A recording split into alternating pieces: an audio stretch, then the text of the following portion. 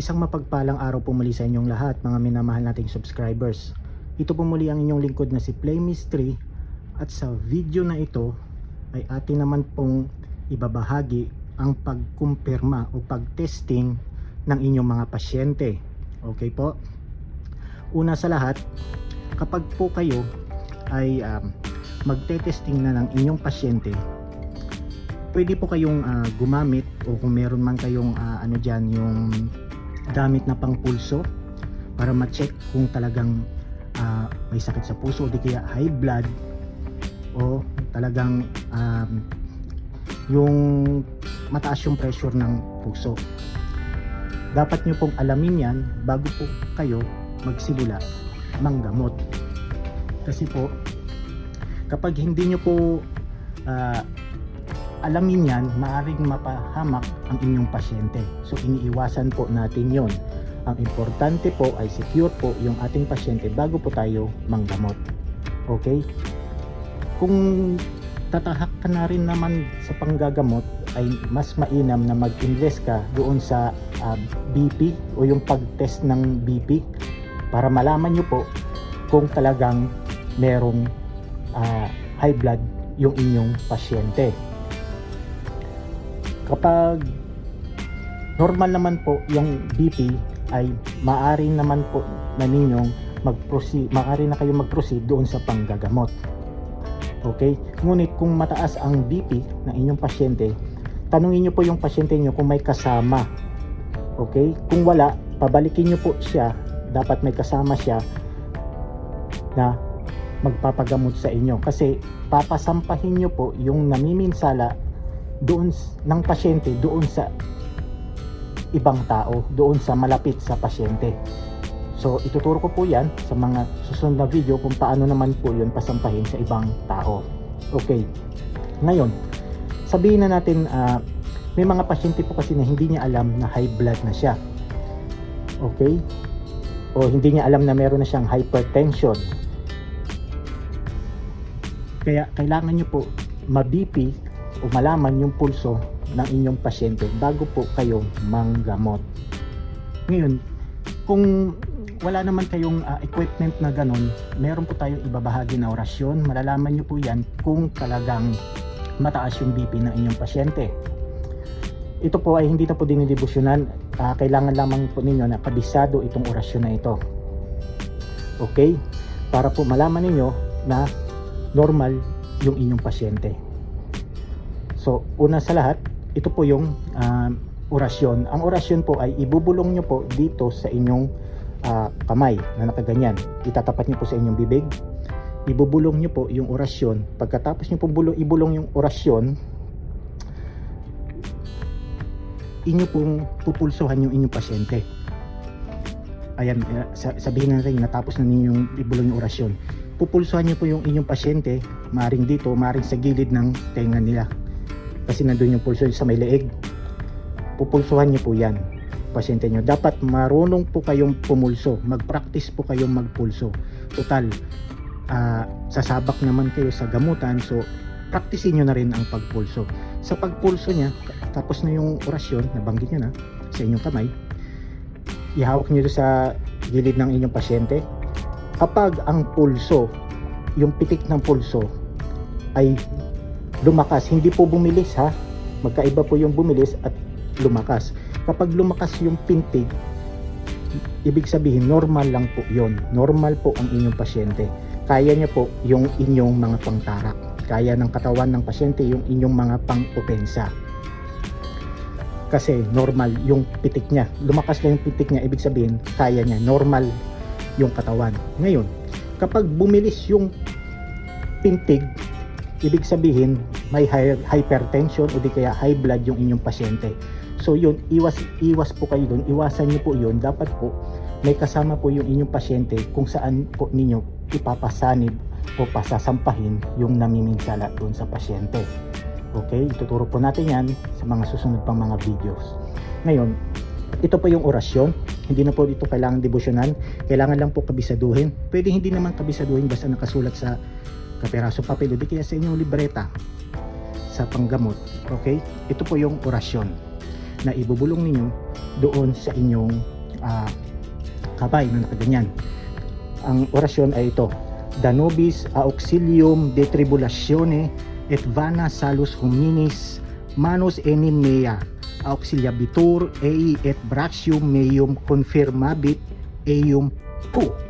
Pag po niya, isang beses lang po yun, and then saka po ninyo pupulsuhan yung inyong pasyente. Tandaan, pag lumakas lang yung pintig, ibig sabihin normal. Pero pag bumilis yung pintig, ibig sabihin high blood po yung inyong pasyente. So iwas po kayo doon. Okay po? Ngayon, para makumpirma naman yung sakit ng pasyente, kung physical man o spiritual, ganito po ang gagawin ninyo. Kumuha po kayo ng isang baso, lalagyan niyo po ng tubig. Hindi niyo naman po pupunuin ng tubig, baka mabusog yung pasyente niyo sa tubig, no? Mga hanggang dito lang, ayos na yan, kalahati. Pag pinuno niyo yung tubig, papatikim niyo yung tubig doon sa inyong pasyente muna. Hindi niyo muna dadasalan. Papatikimin niyo yung tubig, titingnan niyo po yung noo ng inyong pasyente o yung pagitan ng kanyang kilay, o yung gitna, yung sa may gitna, yung sa may ilong, pagitan ng kanyang kilay. Titingnan nyo po iyon. Okay? Pag kasi normal na tubig yan, siyempre makakainom yung inyong pasyente, makakalagok. Sabihin nyo, inom ka kahit isang lagok lang o isang lunok lang. Pagkatapos po nyon, alam nyo na normal yung inyong pasyente. Saka po ninyo o orasyonan, doon nyo po malalaman sa pang-orasyon kung ang pasyente po ba ay may kargadang itim na mahika. Okay po? Let's say, sabihin natin, nakainom na yung inyong pasyente, isang lagok. Kukunin nyo po yung baso na may laman na tubig na ininuman ng pasyente kasi may natira dyan. Dadasalin nyo po yon, itatapat nyo po sa inyong bibig. Pagtapat nyo po sa inyong bibig, babanggitin nyo po ito. Hindi rin po ito dinidibusyonan. Kailangan lang po kabisado. Kahit hindi kabisado, basta nakasulat sa inyong libreta o kaya sa inyong mga notebook na panggamot. Okay? Ibubulong nyo po sa tawag nito, sa baso na tubig na ininuman ng inyong pasyente ang orasyon, at pagkatapos po ipapatikim nyo po ulit sa inyong pasyente. Okay? Ito po ang orasyon. Ya Ushua Dominus Deus Sabaoth, Ya Ushua Homo Otheus Icheros Athanatos, Cugoniam hic est Deus Deus noster in aeternum, et in saeculum saeculi ipse reget nos in saecula Q. Okay? Pag nabanggit nyo pa yun, isang beses lang, ipapatikim nyo po sa inyong pasyente. Ngayon, dito na po kayo magkakaroon ng idea kung gaano kalakas yung inyong mga kalaban. Okay? Kapag tumikim yung inyong pasyente, tingnan nyo rin po yung noo o yung pagitan ng kanyang kilay. Kapag kumukulubot yung kanyang kilay, alam nyo na nag-iba yung lasa ng tubig. Maaring hindi kaaya-aya, mapait, o di kaya lasang borak. Yun po ay indikasyon na ang inyong pasyente ay may kargadang itim na mahika. Okay po? Ngayon, para malaman nyo naman kung gaano kalakas yung inyong mga kalaban, tatanungin nyo sa pasyente nyo, kaya mo po bang lumunok? Okay? Kaya nyo po bang lumunok ng tubig? Kapag ang pasyente nyo ay nakakalunok ng tubig, sasabihin nyo sa pasyente nyo, sige, ubusin mo yung tubig na ito, yung dinasalan nyo na, yung unang tinikman na niya. Kapag naubos niya yung tubig, ibig sabihin mahina po ang inyong kalaban. Kayang-kaya nyo po yan. Okay? Ibig sabihin, sisiw lang po sa inyo yan. Pero kapag yung nahihirapang lumunok yung inyong pasyente at nakakalunok naman, kayang-kaya pa rin po ninyo yung inyong mga kalaban.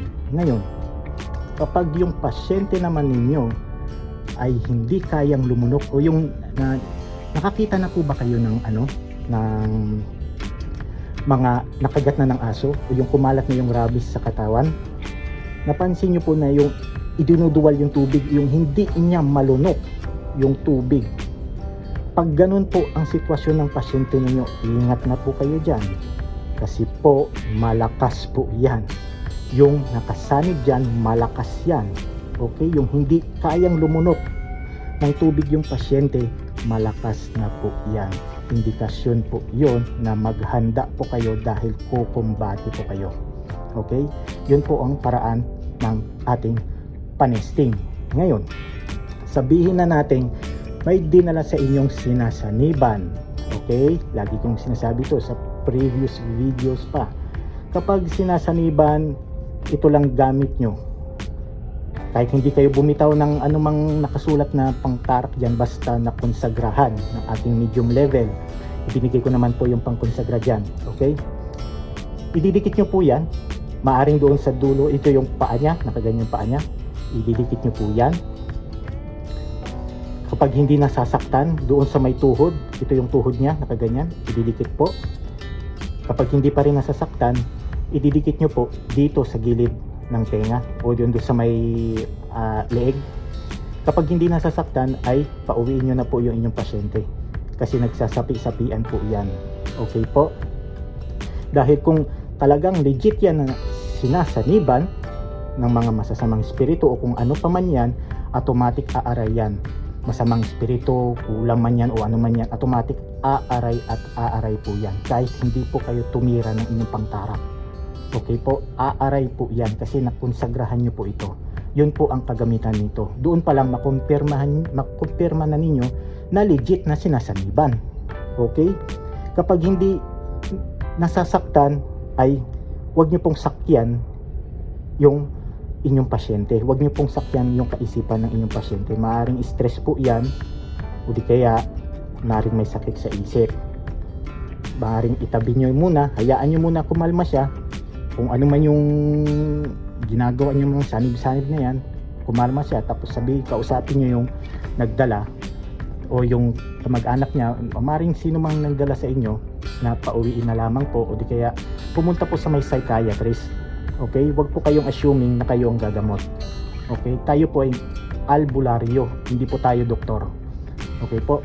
Ngayon, ang legit naman na sinasaniban, mayroon iba pang testing para sa mga legit naman na sinasaniban. Okay? Ito po ay mapapansin nyo po, unang-una ay yung mata. Tingnan nyo po yung mata. Yung mata po niya, napapansin nyo po, yung parang eyeball ng mata niya ay nakatingala o nakatingin sa taas. Hindi po yan nakatitig sa inyo. Nakatitig sa itaas yung eyeball ng kanyang mata o yung itim. Yun po ang isang indikasyon na tunay na sinasaniban. Okay? Pangalawa, ang indikasyon naman po na tunay na sinasaniban ay napansin nyo po yung sa may mga aso kapag nagagalit o kapag tumatahol, tumatayo yung balahibo, hindi po buong katawan yung tumatayo po yung balahibo doon sa may kanilang likuran, doon sa may kanilang leeg. Ganon din po yung inyong pasyente kapag sinasapian. Tumatayo po yung balahibo. Tingnan nyo po yung batok ng inyong pasyente. Kunwari ito yung mukha niya at ito yung ano niya, yung mata ilong. Tingnan niyo po, ito yung batok niya. Tumatayo po yan, paalam niyo po yung kinikilabutan. Ganun po ang itsura ng nasa batok ng inyong pasyente. Titingnan niyo po yan. Yun din po ay isang indikasyon na tunay na sinasaniban. Okay po?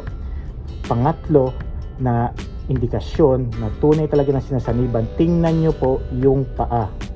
Sa paa pa lamang po, hindi po yan nakaganyan. Yung normal na ganyan, hindi po yan nakaganyan. Ang tunay na sinasaniban po ay nakaganon yung paa. Kasi lumalaban po yung may-ari o yung espiritong may-ari ng katawan, lumalaban po yan. Okay? Hindi niya alam kung ano yung nangyayari sa kanya, kaya lumalaban siya. Mapapansin ko, hindi po yan nakaganyan. Ganyan po yan o para nakaganon yung kanyang paa. Yun po ang indikasyon na tunay na may sanib. Kapag wala po kayo nakikita ng mga ganon, ng mga sinyalis na ganon sa inyong pasyente, ay huwag niyo pong sakyan yung inyong pasyente. Maaring stress lang yan o di kaya may sakit sa kaisipan. Okay, pauwiin nyo na po. Kausapin nyo po yung may nagdala sa inyo, ng mga kamag-anak niya o kung sino man, kausapin niyo po na papuntahin, i-counseling po, papuntahin doon sa psychiatrist. Okay po? Yun po ang ating pagkumpirma kung talagang legit na sinasaniban, pagkumpirma kung physical man o spiritual yung ating pasyente. Kung physical naman, napapansin nyo, albawa, nakalunok yung inyong pasyente, unang tinesting nyo muna, painumin nyo muna, unang lagok, unang lunok, normal, tapos dinasalan nyo na ng ating dasal na pang testing, tapos pinainom nyo po ulit at normal din po, wala pong kaibahan, subukan nyo naman po ito, ganito rin po, itusok automatic, hindi po masasaktan yung pasyente kasi hindi pa naman po ninyo napasanib. Okay, ito po ay para sa mga beginner lamang po. Sa mga batak na dyan, sa mga gamutan, talagang gumagamot na, maring i-skip na lamang po ito kasi kung talagang legit yan na pang physical, pang spiritual ang kanyang sakit, automatic pag tinawag mo na yan siya at pinasapi mo niya, automatic at masasaktan yan. Okay, ito po ay para sa mga beginner. Pwede rin nyo pong gawin, dagdag kaalaman sa mga batak na dyan, sa mga gumagamot na dyan, pwede nyo po itong gawin.